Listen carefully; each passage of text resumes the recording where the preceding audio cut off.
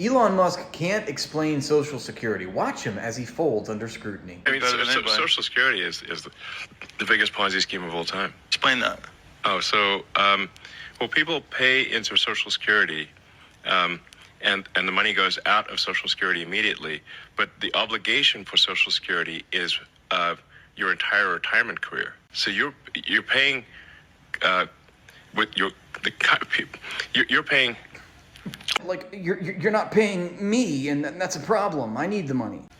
Like if you look at the future obligations of Social Security, it far exceeds the tax revenue. The audacity of this government welfare queen complaining about the tax revenue when he has famously avoided paying taxes year after year after year after year, despite accruing billions upon billions upon billions of dollars. You're paying. Listen to this babbling baboon as he fumbles one word after another with the charisma of a jar of mayonnaise. Social Security is not a Ponzi scheme. The stock market, now that's a Ponzi scheme. If Social Security is a pyramid scheme, who's at the top of this pyramid? Old retirees? Social Security money is working class money that goes back to the working class. It is no surprise why a wealth hoarder like Elon Musk wants to gut Social Security now. He's already gutted our pensions. Now these billionaire oligarchs want to gut our Social Security. It's really no surprise that he thinks that Social Security is fraud. He's not in on the action. Imagine, out of all of the agencies and policies and departments of the federal government, this billionaire finds fault in one of the few programs that actually helps poor working class people survive. It actually provides a social safety net to the public. And of course, a private oligarch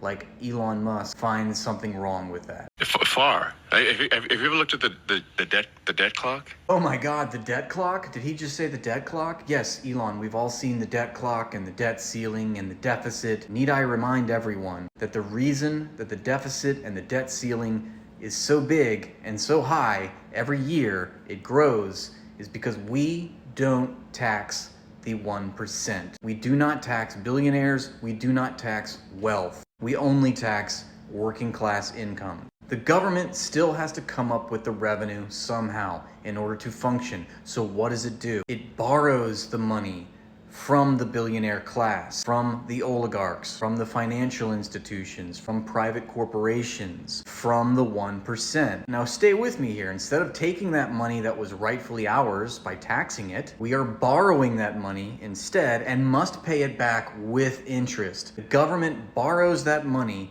and then pays it back to those billionaires with interest. There's our present day debt, but then there's our future obligations. So when you look at the future obligations of Social Security, the actual national debt is like double what people think it is because of the future obligations.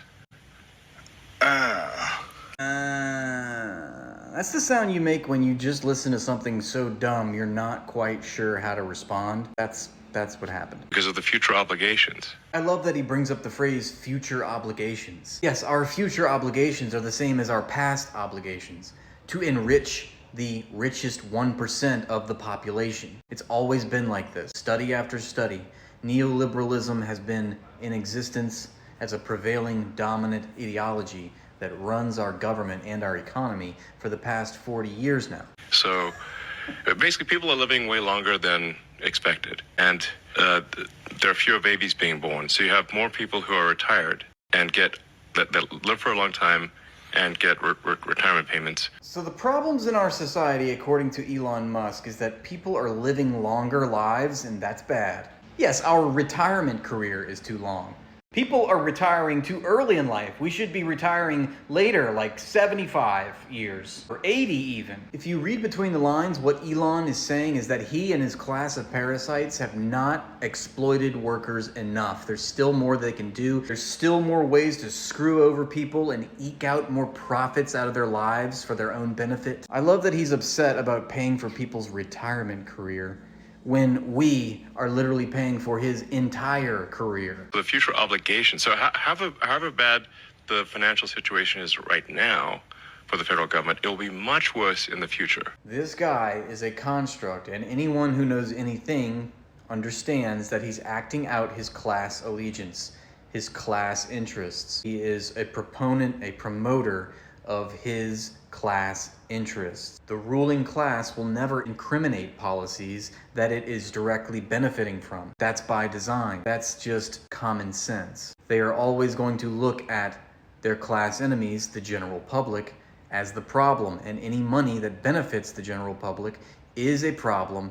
It is fraud. It is a pyramid scheme, even though the real pyramid scheme is an entity like the Pentagon, which funnels public money into the hands of private corporations like the weapons industries because we have to stoke fear that the Russians or the Chinese are coming. That's the real pyramid scheme. Instead of the government providing education, healthcare, and social safety nets like Social Security. This guy's not even good at being a bad liar. You want to talk about a pyramid scheme? Look at the people at the top of the pyramid. Who are they? Yeah, I'm pretty sure the people that aren't sitting atop the pyramid scheme are the ones collecting Social Security checks. I just find it really ironic that this person, who is the wealthiest person on earth, valued at $400 billion, is crying about a pyramid scheme when the manner in which he has achieved his wealth is by the two biggest pyramid schemes we have in this world: the United States stock market and the United States federal government. He sits atop the pyramid. I just want to be clear. I am not an relevant of Nazis is like, are you like invading Poland? Okay.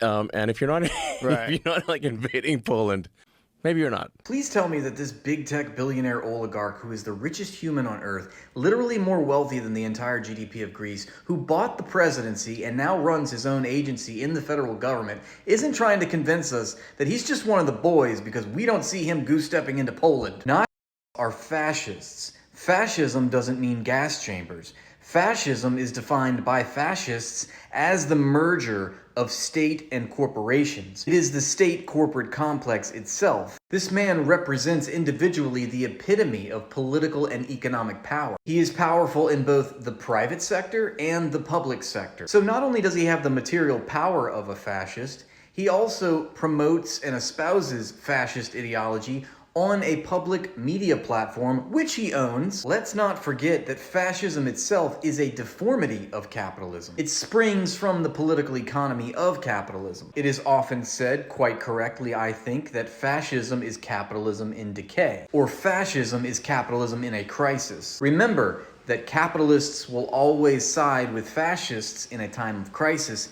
because fascism doesn't threaten capital. Elon Musk might not self-identify as a Nazi, but materially, the functional role that he serves in society is emblematic of fascism. What is bad about it's not their, it wasn't their fashion sense or their mannerisms. It was the Holocaust. It was the war and genocide yeah. is what is the bad part. I agree with Elon when he says that fashion and mannerisms does not a Nazi make. And certainly, if anyone was to label someone a Nazi based on that criteria, obviously that's ridiculous, but I think Elon is making a straw man of the point. It's not that he did the Roman salute, it's that he did the Roman salute, but he also happens to be one of the most powerful people in the economy and now in the government. And judging by that criteria, I think the comparison is quite appropriate. Fascism also implies a certain hierarchy of dominance. For example, corporations are often acknowledged as fascist institutions. That is because they are arranged hierarchically like fascist governments, where there is a few at the top which make all the decisions that affect public life. At the very bottom, there is a class of people that is permitted to rent themselves to the corporation in exchange for living wages. The people at the bottom have absolutely no control over their lives, over the resources of the society, over the decision making which affects their lives. They are virtual slaves. And this man is the CEO of some of the biggest transnational corporations on earth. So just because we don't see Elon sporting a tiny mustache and goose-stepping into Poland doesn't mean he's not a promoter and proponent of fascist ideology and fascist political and economic policies. If you like this video, please give a thumbs up, leave a comment, and subscribe to the new page. If you want to support me making more content, consider joining my Patreon. Thanks, and have a great day.